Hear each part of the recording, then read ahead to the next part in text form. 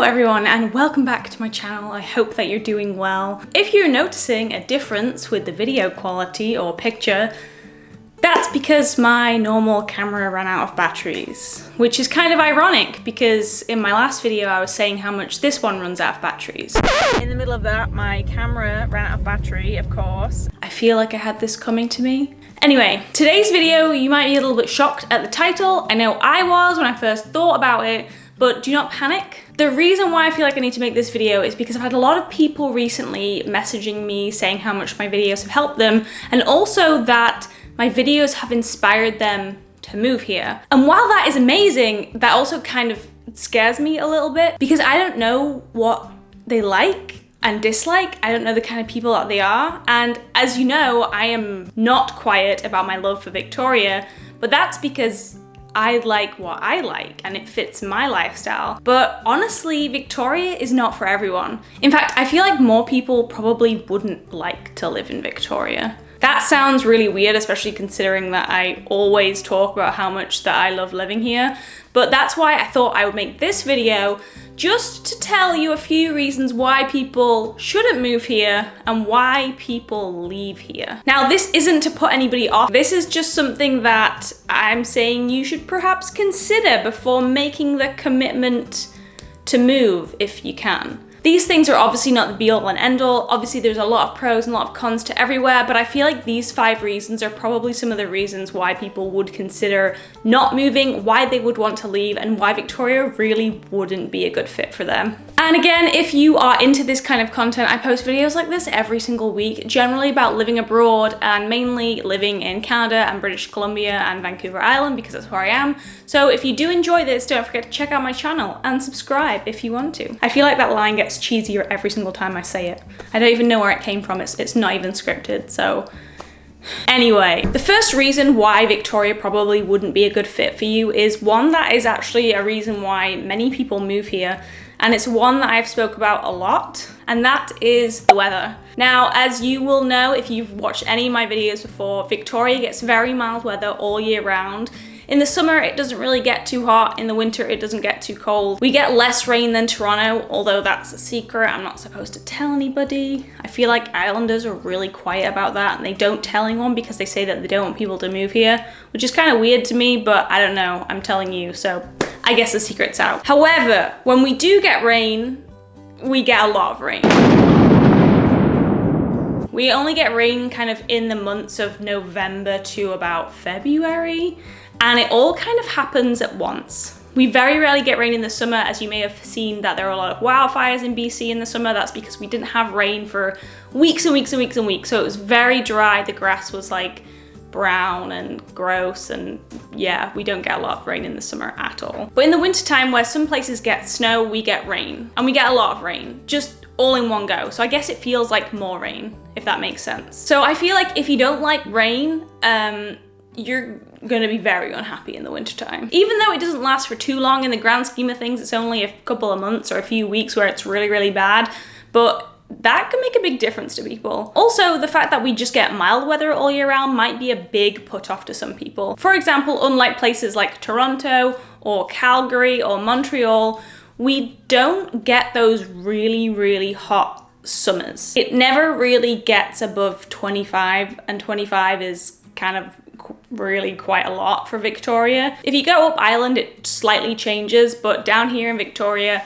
it doesn't really get that hot unless you just live through last summer and the crazy heat dome wave thing that we had. That was horrendous. We don't have air conditioning, so when it does get hot, it's almost unbearable. Luckily, there's the ocean, but yeah, it does not get very hot. So if you like really, really hot summers, like if you like to go and be really, really warm and have those like lovely, like warm summer evenings on the patio, it's not gonna happen for you here. Even if you go camping, for example, you're gonna need a coat in the evening time. Well, maybe not a coat, but like a jacket or a sweater. As soon as the sun goes down, it does get quite a bit cooler, and that can be off-putting to people, especially if you live for those summer months. And similarly in the winter, so obviously I hate the freezing cold and I don't really love snow unless I'm like going to see snow or if it's in a very short period of time.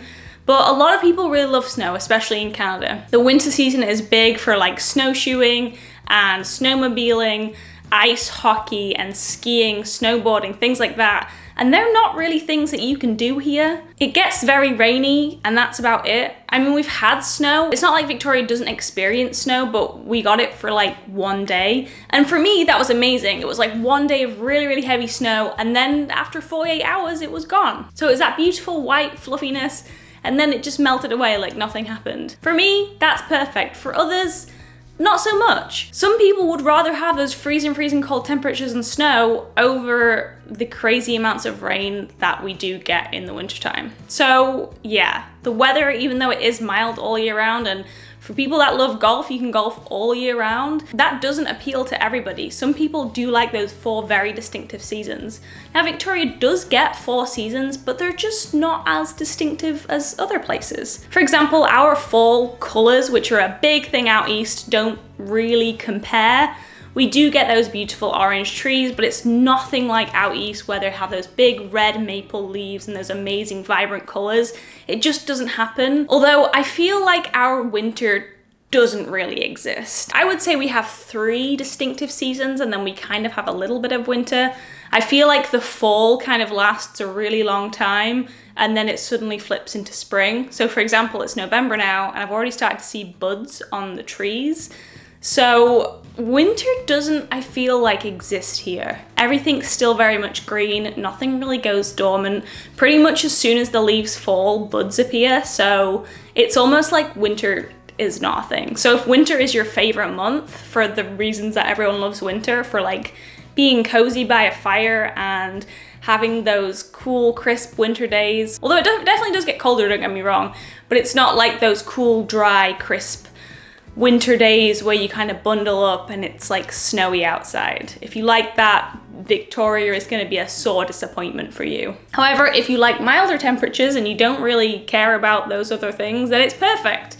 One of the benefits about having mild temperatures all year round means that you can be outside all of the time and pretty much be comfortable in every single season. So although the weather is a lot of the reason why people would move here, it's also a big reason why people really, really wouldn't enjoy living here. The next one is also one that you will have heard me speak about before, but I'm going to speak specifically to the Victoria region, and that is the cost of living and the real estate market. I know I have spoken about this many times before, but this really is a big, big reason why people, 1, wouldn't want to move here, and 2, wouldn't enjoy living here. The phrase house poor goes around a lot because a lot of the times to buy a house in Victoria, you need a lot of money. It is very difficult to find anything decent below like $500,000. If you don't like apartment living or condo living, a decent townhouse in Victoria is either non-existent or it's gonna be way north of $1 million. So if you're not looking for a house in that price range, Victoria is not gonna be the place for you. Now there are places around Victoria that you can look at, like Langford, for example, which is a little bit cheaper. But as I say, moving to Victoria, the rental prices and the real estate prices are crazy. Rental properties are very expensive, probably not as expensive as I've said before as like Vancouver or Toronto. It's probably on the same level, but you're kind of paying those big city prices and you're living in a small city. To be honest, I feel like Victoria is almost like a town. A big town, but a town. So if you don't want to pay the big city prices to live in a small city, big town kind of place, then Victoria isn't going to be for you. Similarly, cost of living. We are on an island. In case you didn't know, Victoria is on Vancouver Island, so things can get very expensive very quickly. We're bringing in a lot of things from the mainland. We're either importing it from the States or we're bringing it over from Vancouver. Things like fuel is a lot more expensive here. Certain produce prices, although there are a lot of farms here on Vancouver Island, if you're not eating in season, it can be very expensive. Kind of weirdly expensive. There are some things that are so expensive here that I'm like, why is that a thing? So things in Victoria I personally have found have been more expensive. If you're eating in season and you're getting stuff locally, like if you're going to the farmers markets, not so much. Although there was one time that we went to the farmers market to get peaches in season, and I'm not even kidding, we got like 4 peaches and 4 nectarines and they cost us $20. I have no idea what those peaches were made of. We didn't get superpowers after them, so I think they were just normal, but $20 for 8 pieces of fruit that were in season at the farmer's market. I was shocked. So yeah, I feel like cost of living and real estate and rental prices are definitely a reason why people either wouldn't consider moving here or definitely leave. I think a lot of people, that's probably one of the main reasons that people would leave Victoria, and probably they wouldn't leave Vancouver Island in general. They'd probably move to places like Langford or Saanich or places like that, although those places can also be expensive, but the rental prices and the real estate, specifically I feel like the real estate when people are looking to buy like their first home and stuff, that's when people move because they're like, this is crazy. The next one is one that is probably the worst thing for me. It's honestly something that isn't super bad. Like, I don't think it's as bad as some people think, but it's very, very inconvenient, and it's always the most inconvenient at the worst times. And that is the ease of travel. Now, as I say, we're on an island, so to get anywhere like internationally or even domestically around Canada, you have to get off the island first. And Victoria Airport, although it's international, isn't very big and it doesn't go to very many places. In fact, let me just see where it goes direct. Okay, so these are all the places that you can fly from Victoria Airport to without having to change planes. Calgary, Edmonton, Kelowna, Kitchener, Las Vegas. Oh, Las Vegas. That's a new one. I love how Vegas of all places is on there. That's hilarious. Montreal, Ottawa, Prince George, Puerto Vallarta, which I feel like I just completely didn't say that right. That's Mexico. Saskatoon, Seattle. Obviously, Seattle's literally right over the water. Toronto, Vancouver, Whitehorse, and Winnipeg. So 15 places that you can fly to non-stop. And although you can fly to those places non-stop, for example, Toronto, I would say that 85% of the times that I've flown between Victoria and Toronto, I've had to change in Vancouver.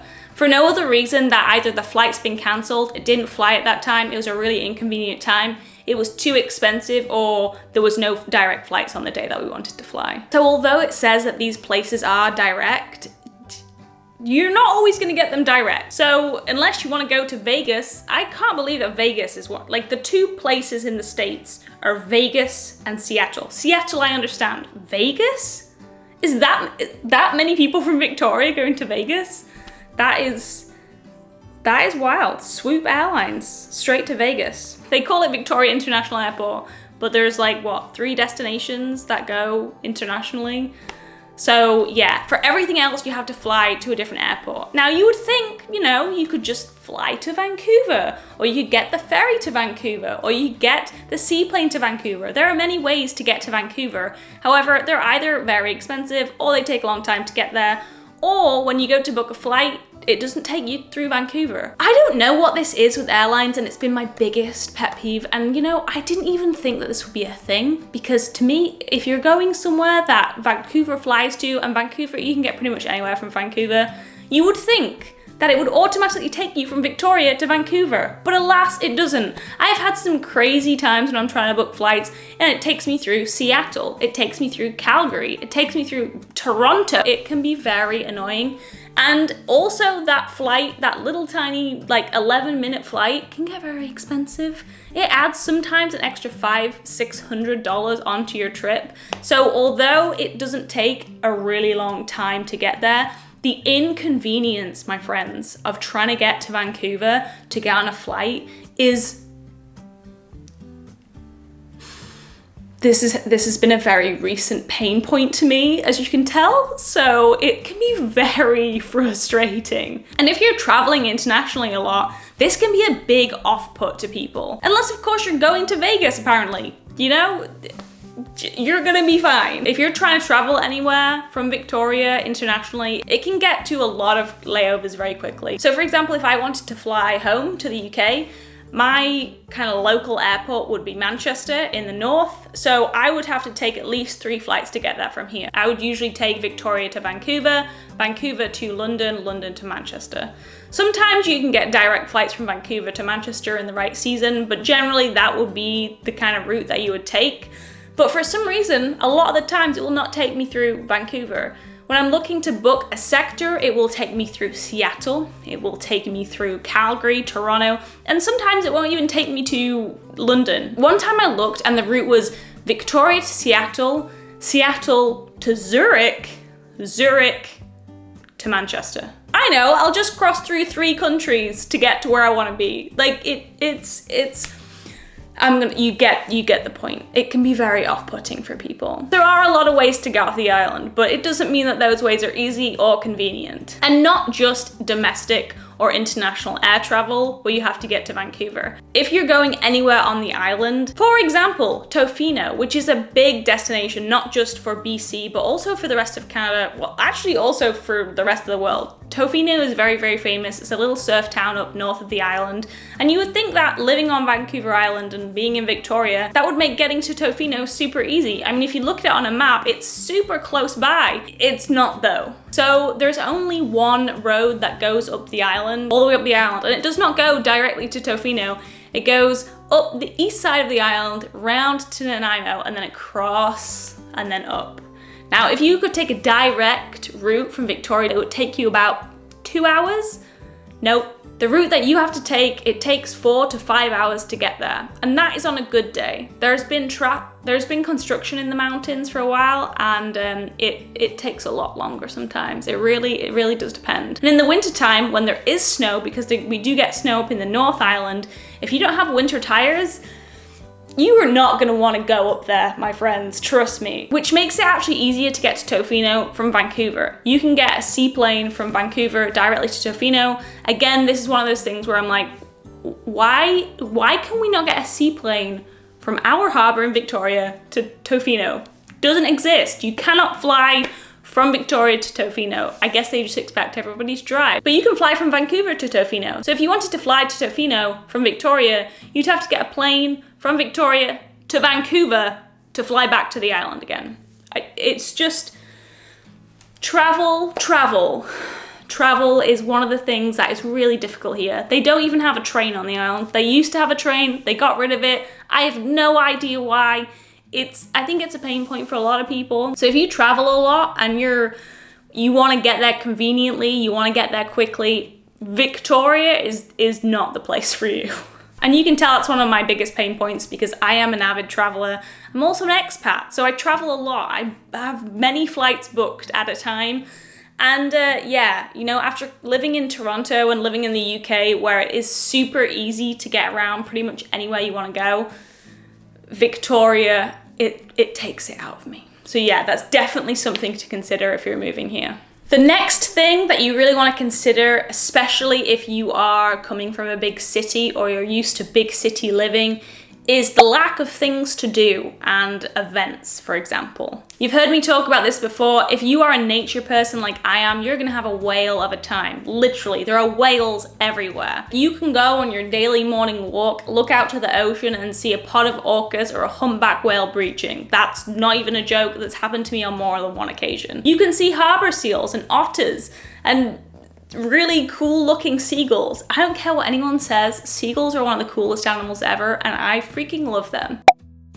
The nature is insane. We have grizzlies, we have black bears, we have cougars, though you probably don't want to run into any of those 3 unless you're in your car. We have mountains and ocean and lakes and everything that you could ever want. Some of the best trails that you can get in Canada are found here on the island. If you want to do paddleboarding or sailing or that kite surfing? Loads of people do that too. Jet skiing, if you're a boater, if you do canoeing, kayaking, biking, any of that kind of stuff, if you're outdoorsy, you are gonna love living here. If that is not your jam, if you are not an outdoorsy person, if you like to go to music events or concerts or big theater shows, nightlife, for example, you're gonna be disappointed living in Victoria. If you're a nightlife person especially, nightlife is pretty much non-existent here in Victoria. For me, that is not an issue at all. I'm not really a nightlife kind of person, but I know for a lot of people they like that. A lot of people go to sports games, concerts. There's not really that many here. Don't get me wrong, there are people that come here. For example, Eddie Izzard was just here this week. Some bands come here. We have the Harbour Cats, the Victoria Harbour Cats. I don't know if they're a soccer team or a hockey team. We do have an arena and we do have a few theatres. Like, they do exist, but it's not gonna be like, you know, Mervish in Toronto where you get like Lion King and Come From Away and Hamilton and all those big shows. That it's not, yeah, you're not gonna get that here. Same with concerts. Same with sports games. If you want anything like that, you're gonna have to go to Vancouver. And as I just said, getting to Vancouver can quite often be annoying at times. So if you're into big city living, yeah, you're not gonna find that much to do here. Things close really early. They tend to close at like 5 or 6 in the evening. That's not even a joke. When I first came here, obviously it was in the middle of a pandemic, but one of the first things I said to my colleagues was like, oh, is this a thing? Do the shops in Victoria always close this early? Yeah, no, that's a thing. Sometimes things don't even open on a weekend. Like, you have to go 9 to 5, Monday to Friday. I have not experienced that since I lived in the middle of nowhere in England. You know, Leeds was the biggest city closest to me, and things stayed open till 9 or 10. Here, you finish work and the city is closed down. Other than bars and restaurants. Now, if there's one thing that Victoria does have, it has a lot of bars and restaurants. I think it's actually got the highest amount of restaurants per capita in the country. And some of the restaurants are amazing. Some of the nicest meals that we've ever had have been in Victoria. And there's lots of things opening up all the time. I would say in the last year, there's been so many little shops and restaurants that have opened that are definitely catering towards the younger generation, especially like millennials, Gen Z. Like, there's a lot of places opening like that. But Victoria is still stuck in the past in a lot of ways, and I think that is really, really off-putting to people. And sometimes you might not think it's going to be off-putting to you because you might be like, oh, I don't really care about that. But if you are used to big city living, that's going to be a reason why you might be like, this city is not for me. And that's something that people often don't realize until they get here, and often don't realize until they've lived here for a little while, and they're like, I'm kind of bored now. I'm not really speaking from experience because, again, that's not really my kind of scene. But if that sounds like you might want to reconsider moving here. And finally, this is one that I really didn't want to put this in. I feel kind of bad saying this because I don't know, but it's true, and I want to be honest. Victoria is a small place, and therefore with small places, you do get a lot of small town mentality. There, I said it. A lot of the times you'll meet people and everybody will know everybody and everybody will know everybody's business. And if you meet somebody, they'll talk, and quite often other people will hear about you in the grapevine. Whether that is like in a community, in a neighborhood, or if you're working in a specific industry, everybody knows everybody. So if you build a reputation for yourself, whether it's going to be a good reputation or a not so good reputation, you can pretty much count on other people finding out even if they don't know you. This is one of the things I kind of forgot that it was like to live in a small place. Both Mike and I have experienced people knowing of us without actually meeting them, and people being like, oh, I've heard about you from so-and-so, or you'll meet someone and they'll be like, oh, do you know this person? And like everybody somehow knows everyone. It really is like less than 6 degrees of separation in this town. It is a very, very small place, a very, very small island. And like, it's one of those jokes where, you know, as a Brit coming from England, a lot of people will be like, oh, my friend lives in London. Like, do you know them? And you have to be like, the UK is a massive place. Like, no, I do not know your friend. But here on the island, if someone says, oh, my friend lives on the island, or they live in Victoria, there's a big chance that you might actually know them, or someone that you know knows them. It is a very, very small place, and that can be really off-putting to people. I think if you're not used to it as well, it can be quite uncomfortable, and yeah.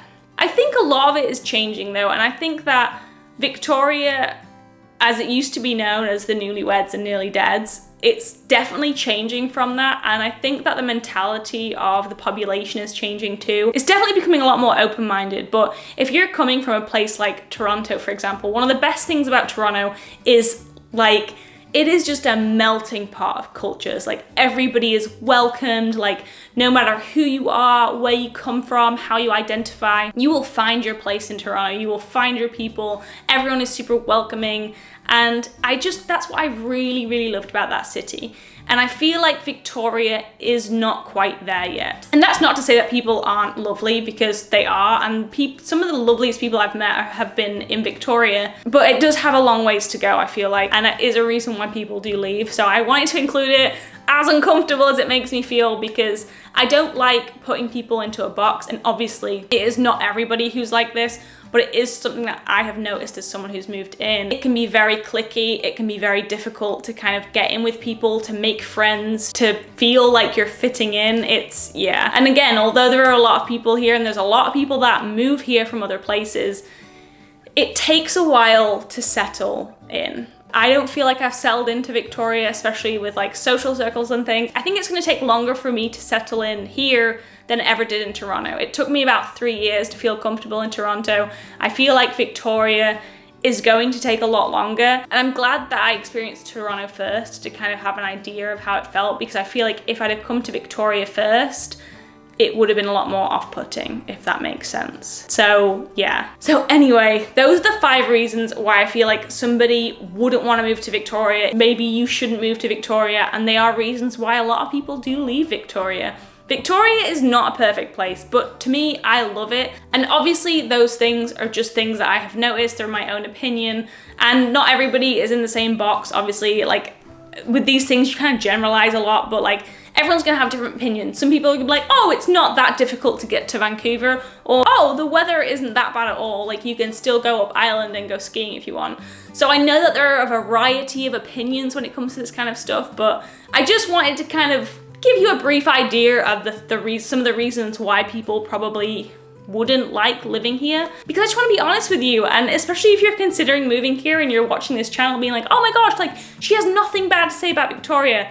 Victoria is not perfect. Vancouver Island isn't perfect. Canada isn't perfect. Nowhere is perfect. So I wanted to give you an idea of the other side of the story and some of the reasons why you might not actually like living here. Even though I would say it's my favorite place I've ever lived, these reasons might be reasons why it wouldn't be your favorite place in the world. So yeah. Anyway, if you have any other reasons why that you can think of if you live here, or if you have any questions or comments, let me know in the comment section below. I read everyone's comment. I try to get back to everybody. And if you do have a question, I'll try my very best to answer it. And if I don't know the answer, I'll try and point you in the right direction so you can find it. As I said, I post videos every single week. So if you did like this video, please don't forget to hit like and hit the bell notification if you want to see more, and subscribe to the channel, because if you do those things, not only will you be notified when I next upload a video, but you'll also help push it to others that might also be interested, and that really helps this little channel to grow. It is my hobby that I do, so I'm just trying to help other people. So if you want to do that, that would be awesome. Until my next video, I hope you have the most wonderful day, and I'll see you again very soon. Bye!